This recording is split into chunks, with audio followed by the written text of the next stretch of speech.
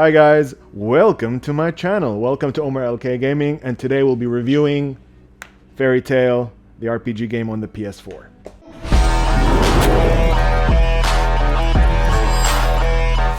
Alright, so the other day I was at Geekay Games and we were talking, and then they said, do you want to review Fairytail, a JRPG game?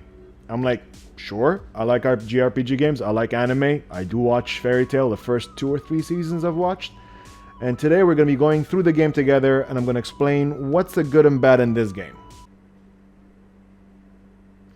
Alright, first off the bat, you can realize that this company, Koei Tecmo and Gust, have made a lot of JRPGs, very well known in Japan. They also made Dead or Alive, Attack on Titan. They have a nice resume with games they've made in the previous past. Alright, so whoever watched the anime would know that this is part of the Tenro Island arc. This character is from that season. And we're going to go through the introduction, like the first playthrough, that first 10-15 minutes playthrough together. The graphics are nice. Like right in the middle, as for PS4 quality.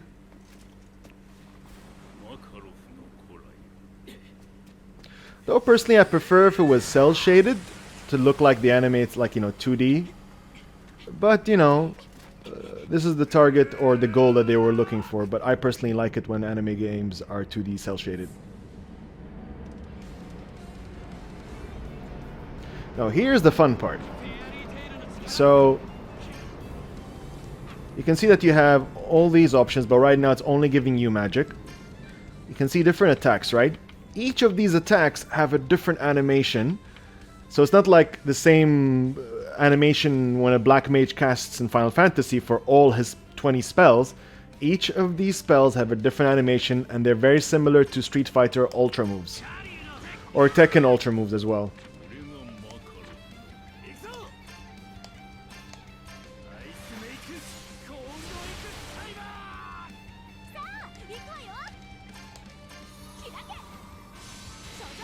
Of course, it's a French made.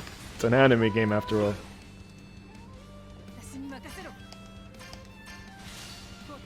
She's a fan favorite. A lot of cosplayers cosplay her.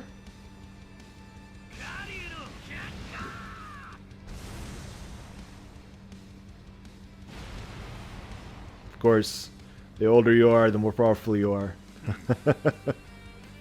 So anime.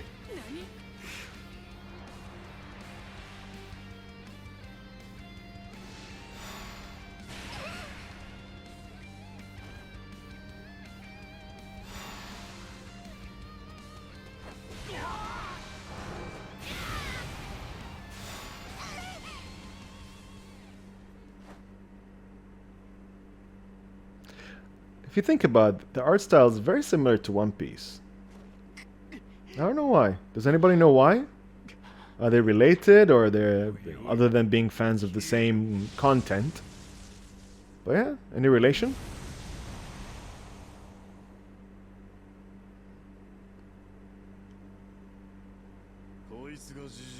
Lexus shows up. I find that name funny.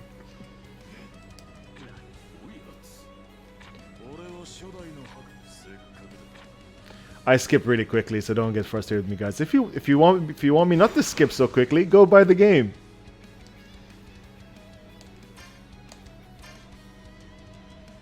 Alright, if you notice here now, he hits 4 squares. So that means you can have enemies at any of these squares, and you can hit multiple enemies at the same time, and each attack touches different squares. But this particular boss, or certain boss fight styles, is you can see that he has Formula 28, which is basically a counter spell. So I hit both, but the other 2 that I didn't hit are now attacking me.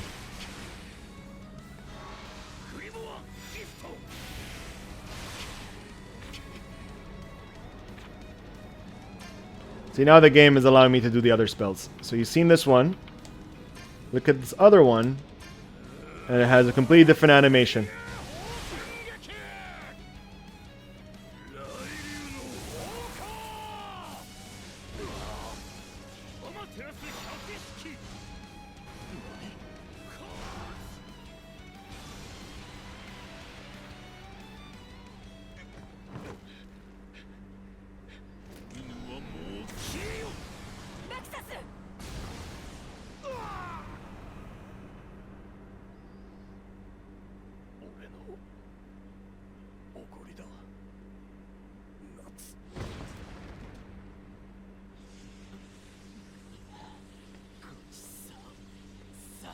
So suddenly now Natsu eats thunder as well.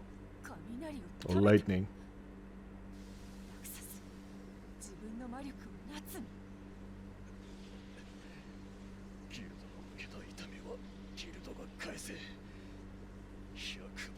That's a nice art style right there. I like that. See, here it looks like it's like it's literally from the anime. Like, this is better 3D than the 3D used in certain anime, like Berserk. Like, take notes, Berserk. So you can see here, each of them are different. I personally like this one.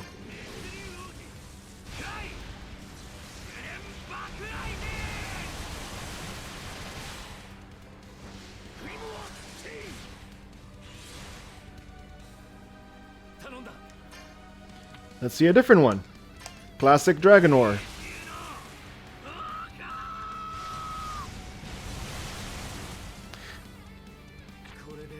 His Dragon Roar is basically One Piece's version of Gomu Gomu everything.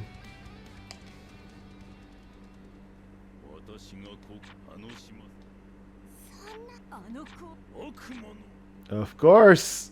This is not my final form. Such an anime.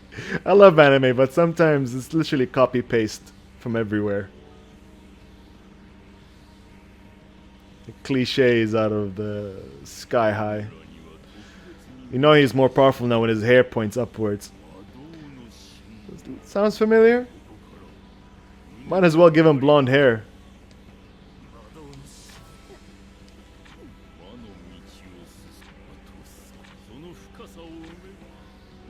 Like, I play Dungeons & Dragons RPG games. If I see this in a D&D game, I'm not impressed. But if I see tendrils coming out of his back, or his shadow starts forming faces, I'll be like, damn, okay, I'm screwed now. Okay, here is really cringe, so I'm gonna skip because it's power of friendship. And he suddenly becomes a healer and heals everybody. It's like, stab in the heart.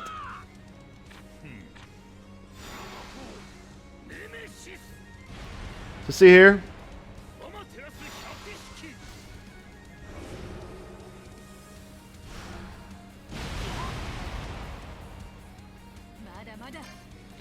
Here I have to be careful and try to hit as many of these. Okay, if you notice here that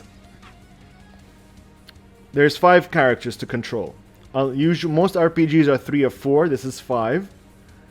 And if you notice on top of Natsu, the 3rd character and the 4th character, they have an eye and then the number of eyes on them.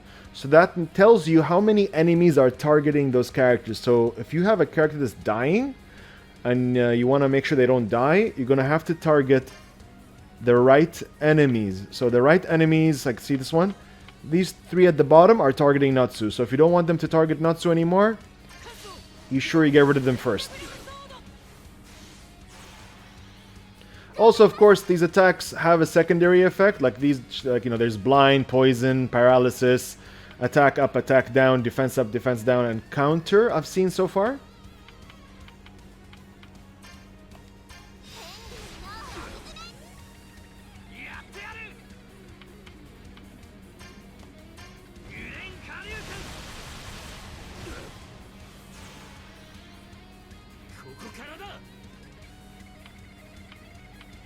You can also see, other than mana power, you can also see the mana points required to cast the ability. There's also power level. I can see 1, 1, 1, 2, 2, 2.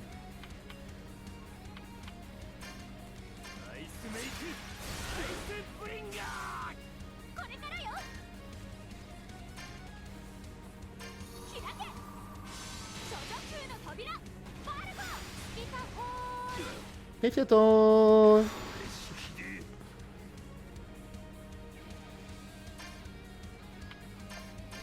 can see he also has weaknesses.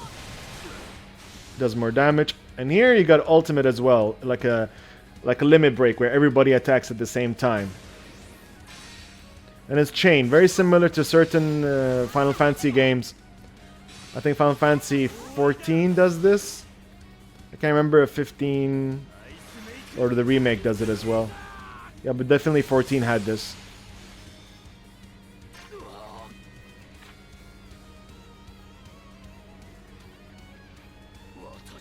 Alright, so let's skip. So we've done the combat. Let me show you how the open world looks like. And how back to town looks like as well.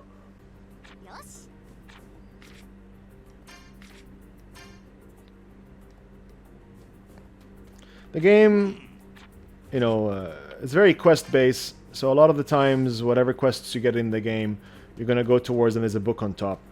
There's a lot of characters, some of them I don't recognize, like this guy over here, which I don't know what happened to his eyebrows, because the guy has no eyebrows. And it's really creeping me out. You go to the old guy, you have a chat with him.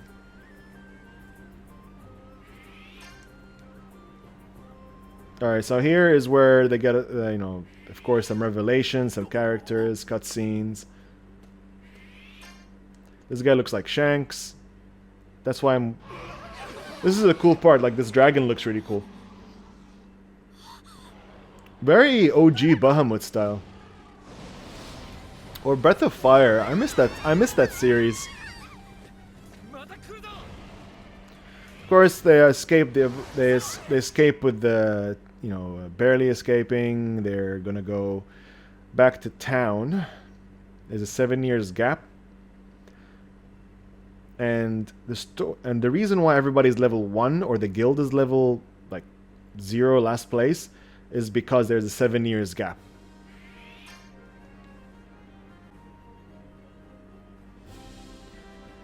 There's the first chapter, the 7-year gap. Everything is reset to level 1.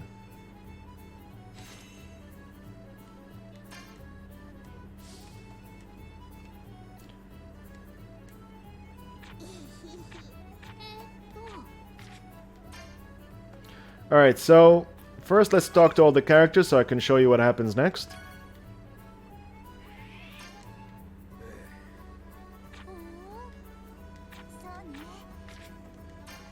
So you saw that like quick screen. That's basically the guild ranking. The more quests you do, the higher your guild becomes. And the higher your guild becomes, the more magic attacks and abilities and chain, like more benefits for the characters. You can't recruit all these characters straight away, so each mission at a time, you're gonna go on a small quest with one of these characters, and at the end, you basically unlock them.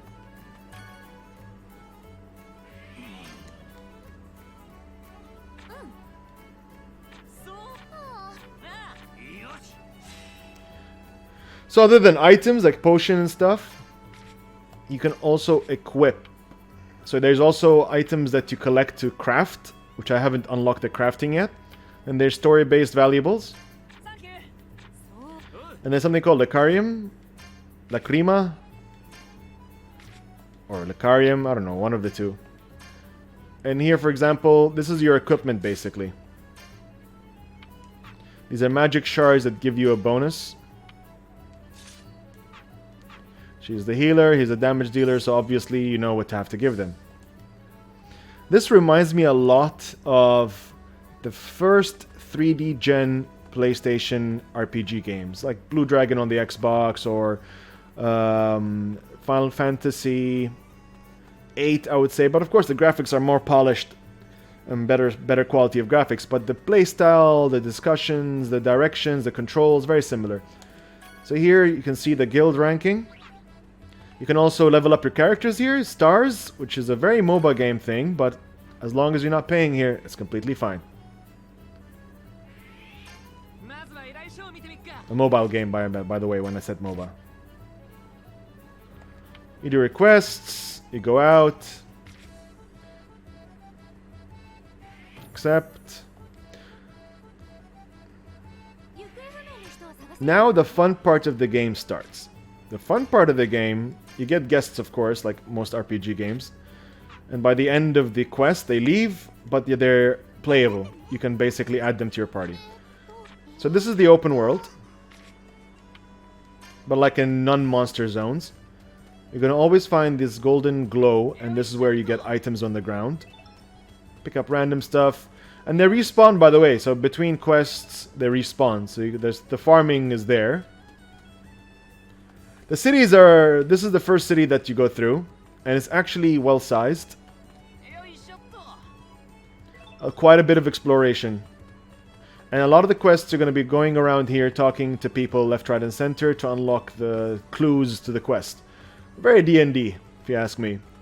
World of Warcraft did that as well. But now let's see where so that's the game so far. Let's see where I've reached.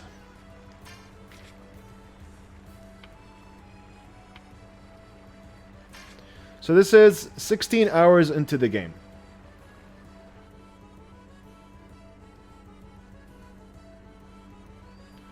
Alright.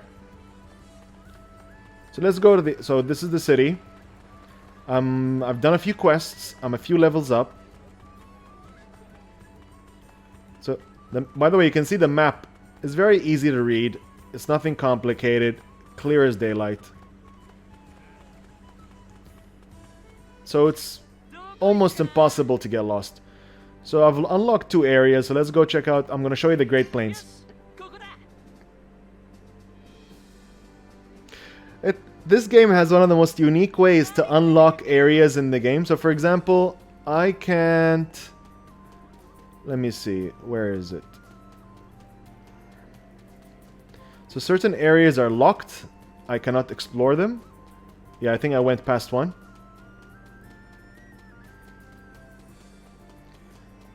So over here... somewhere here. Okay. Oh, there you go. So I have to get into a battle close to this area, or just, I think maybe even further down.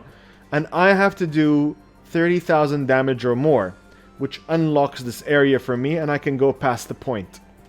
So that's one way of returning back to old areas to unlock new areas. Of course, these flying birds are easy monsters. Then I've got the mermaids. You can actually fight mermaids here. And that's like also a low-level monster. These guys are medium. They're like an ogre type. But if you go deep inside the level, which I don't think you're supposed to, that's another area to unlock.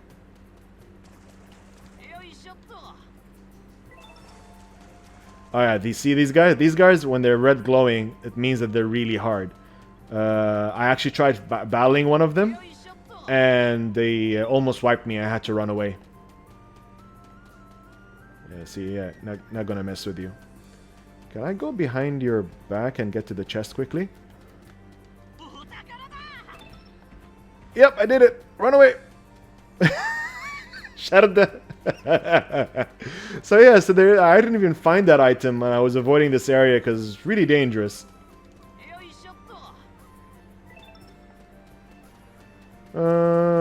Yeah. So that's the game. Let's save. Always save your games in RPG games. So guys, that's the game.